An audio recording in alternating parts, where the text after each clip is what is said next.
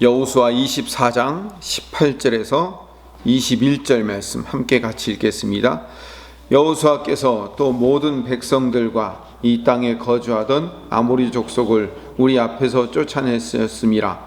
그러므로 우리도 여호와를 섬기리니 그는 우리 하나님이심이다 하니라. 여호수아가 백성에게 이르되 너희가 여호와를 능히 섬기지 못할 것은 그는 거룩하신 하나님이시요 질투하시는 하나님이시니 너희의 잘못과 죄들을 사하지 아니하실 것임이라.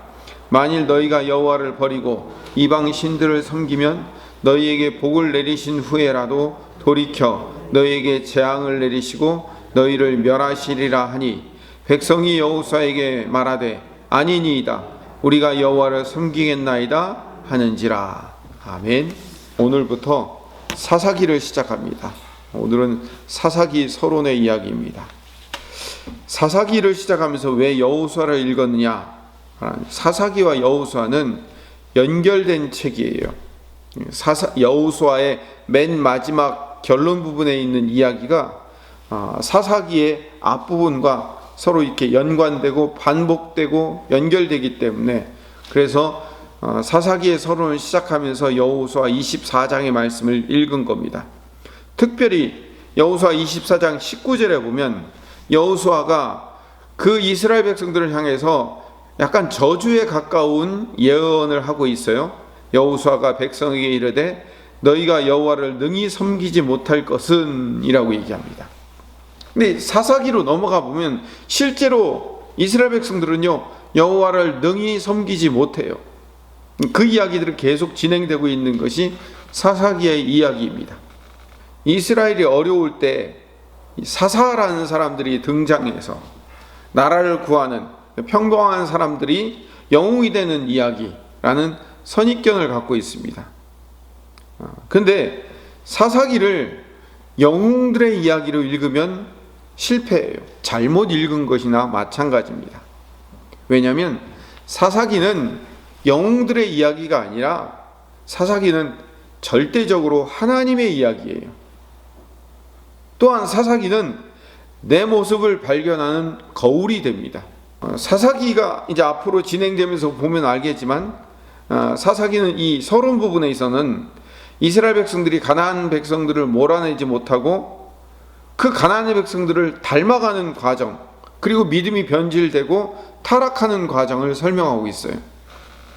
본론으로 들어가면 각 지파들이 어려움에 빠질 때 하나님께서 많은 사사들을 보내서 그들을 구원하심에도 불구하고 또 타락에 빠지고 하나님의 징벌에 빠질 수밖에 없는 일들이 계속해서 반복하여 등장하는 것이 본론의 이야기입니다.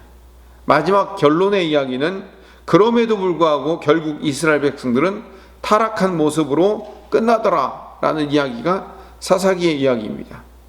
성경 전체를 구속사적으로 읽으면 모세 시대는 1세대의 실패를 기록하고 있어요. 여호수아 시대에는 2세대의 승리를 기록하고 있습니다.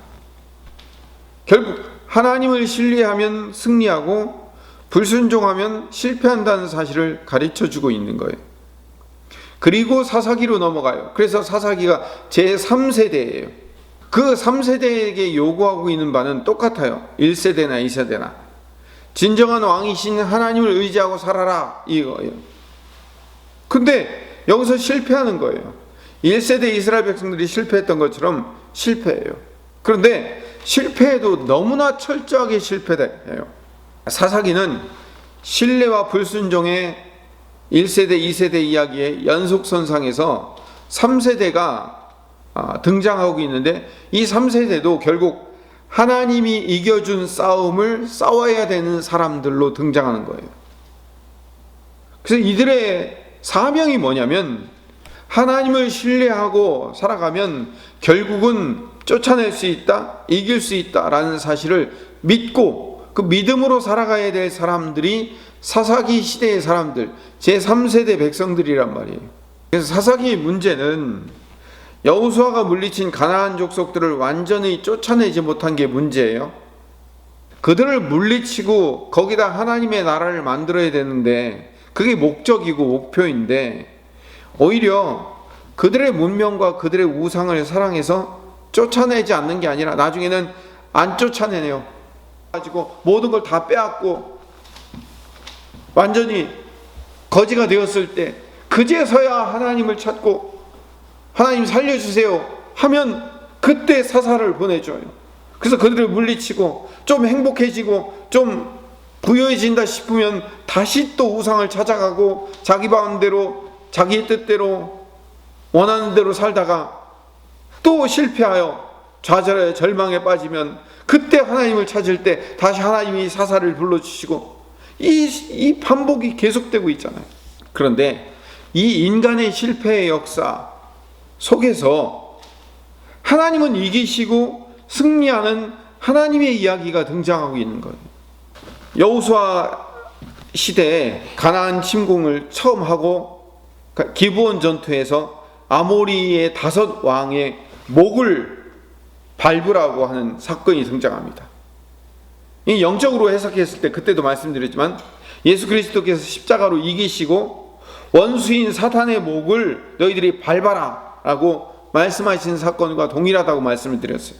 여호수아가 원수의 주력 부대를 물리쳤지만 나머지 패잔병들과 나머지 그 잔병들을 쫓아내야 될 일들을 각 지파의 몫으로 남겨주었던 것처럼 예수님께서 사단의 공격을 물리치고 이기시고 승리하셨지만 우리 그리스도인들이 우리의 삶을 살아가면서 하나님이 주신 힘과 믿음을 가지고 이 땅의 잔병 세력들을 물리치고 몰아내야 되는 싸움을 싸워야 되는 거예요. 그때 싸움을 싸우는 가장 중요한 싸움의 방법이 뭐냐면 믿음으로 싸우는 거예요. 내가 싸우는 게 아니에요. 주님 내게 힘과 능력을 주셔서 내가 가진 힘과 능력으로 싸우겠습니다가 아니에요. 하나님이 싸우시는 싸움을 하나님이 이기시도록 내가 옆에서 보조자가 되어드리고 함께 동참자가 되어주는 거예요. 내가 싸우는 싸움이 아니라 주님이 싸우시는 싸움을 함께 하는 거예요. 그래서 가장 중요한 것은요, 하나님을 주인으로 섬기는 주제권. 제자 훈련할 때 제일 먼저 첫 시간에 강의하는 게 바로 주제권이에요. 당신의 주권이 어디에 있는가죠? 내 인생의 주권이 내가 가지고 있는가? 내 인생의 주권을 하나님 앞에 드렸는가? 여기서 이 주권의 싸움이, 이 주권의 문제가 해결되지 않으면 아무리 제자 훈련을 해도 아무 소용이 없는 거죠. 그런 의미에서 사사기는 신약시대의 이 교회를 표상하고 있는 거예요. 가장 중요한 핵심이 여기에 있어요. 성령께서 싸우시는가? 내가 싸우는가? 내가 내 힘으로 싸우면 실패할 수밖에 없어요. 하나님이 이기셔요. 하나님이 승리하시기 때문에, 하나님만 승리하시는 분이기 때문에 우리는 하나님께 그 문제를 맡겨 하나님으로 하여금 싸우시고 이기실 수 있도록 그 주권을 넘겨드리는 일이 필요한 거예요. 우리는 그걸 배우는 거예요. 사사들은 결코 영웅이 아니었다는 사실을 우리가 알아야 돼요. 심각한 장애인, 집에서 쫓겨난 불황아, 여자, 여러분 여자라고 하는데 그 당시 여자는요 남자의 소유물 정도에 불과했어요. 근데 여자 사사 드보라가 나와요. 평범한 사람들보다 훨씬 못한 사람들이 하나님께 붙들려 나와 사용된 이야기예요. 삼손 한 사람만을 제외하고는요 모두 다 흠결이 있는 사람들이었어요. 왜 정상인이 아니고 모두 다 흠결이 있는 사람들을 불러서 그들을 사사로 사용했을까요? 하나님이 함께 하시면 이런 사람도 사용한다는 것을 보여주기 위한 하나님의 계획이에요. 그 사람들, 그 영웅들 자신들의 힘이 있기 때문에 그 영웅들의 힘으로 물리친 게 아니다라는 것을 보여주는 거예요. 그래서 사사기에 굉장히 중요한 의미가 담겨져 있어요. 그런데 태어날 때부터 영웅으로 태어난 삼손은 어떻게 됐어요? 다른 사사들과 달리 비교가 되잖아요. 실패하잖아요. 평균보다 밑에 있는 사람인데도 불구하고 그들을 사용하여 하나님의 영웅으로 만들어 주시지만 원래 영웅으로 태어났지만 하나님을 의지하고 신뢰하지 않을 때 그는 평균 이하의 삶을 살 수밖에 없다는 사실을 사사기를 통해서 배우게 되는 거예요.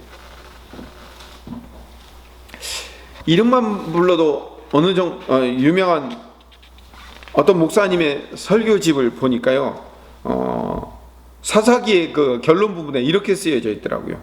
쟁취하는 자가 얻는 시대다. 각 지파는 제비 뽑아 땅을 분배받았지만 얼마나 많이 차지하는가는 각 지파의 재량이었다. 그 예로 유다와 에브라임은 많은 땅을 차지했고 얻으려고 노력하지 않은 단지파는 장소만 계속 옮기다가 끝내 땅을 얻지 못하고 지파의 명명마저 사라져버린다.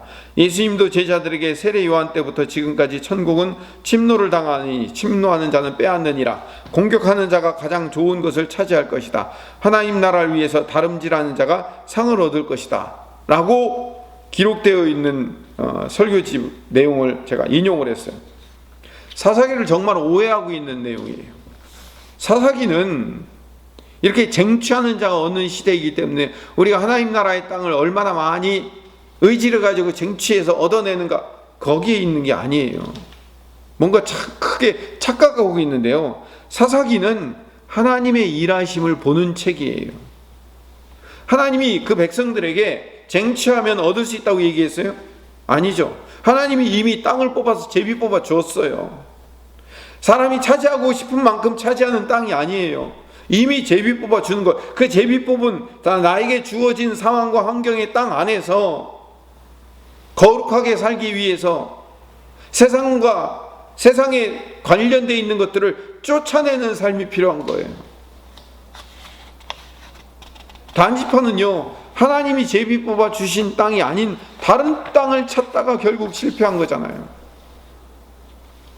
제가 처음부터 말씀드렸지만 사사기는 하나님이 일하시는 책이며 하나님의 일하심을 보는 책이라는 것을 분명히 알아야 돼요.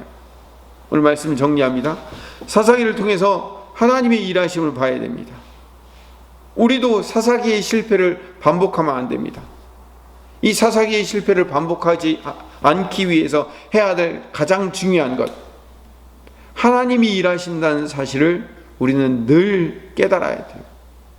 우리의 싸움이 아니에요. 전쟁은 여호와께 속한 것이고요, 우리의 영적 전쟁도 우리 그리스도 예수께 속한 거예요. 성령께서 우리를 대신하여 싸워주시는 거예요. 우리가 그 주권을 주님께 드리고 주님이 일하실 수 있도록 내 주권을 주님께 드리는가, 드리지 않고 내가 내 방법 내 계획대로 하되 내게 이기려고 하나님 나에게 뭔가를 주어서 나로 하여금 이길 수 있도록 만들어 주십시오라고 내가 내 싸움을 싸우는가의 문제인 거예요. 우리 신앙을 오해하면 안 됩니다. 하나님이 나에게 뭔가 도움을 주고 뭔가 힘을 주어서 내가 내 인생을 내가 끌어가고 내가 싸우는 것이 신앙생활이 아니에요. 하나님이 내 인생을 주관하셔서 내 인생을 끌고 가시는 것라는 게 우리가 사사기를 통해서 읽어야 될 가장 중요한 초점이라는 사실을 깨닫고 하나님 앞에 내 인생의 주권을 드리는 하나님의 백성들 되시기를 간절히 소망합니다.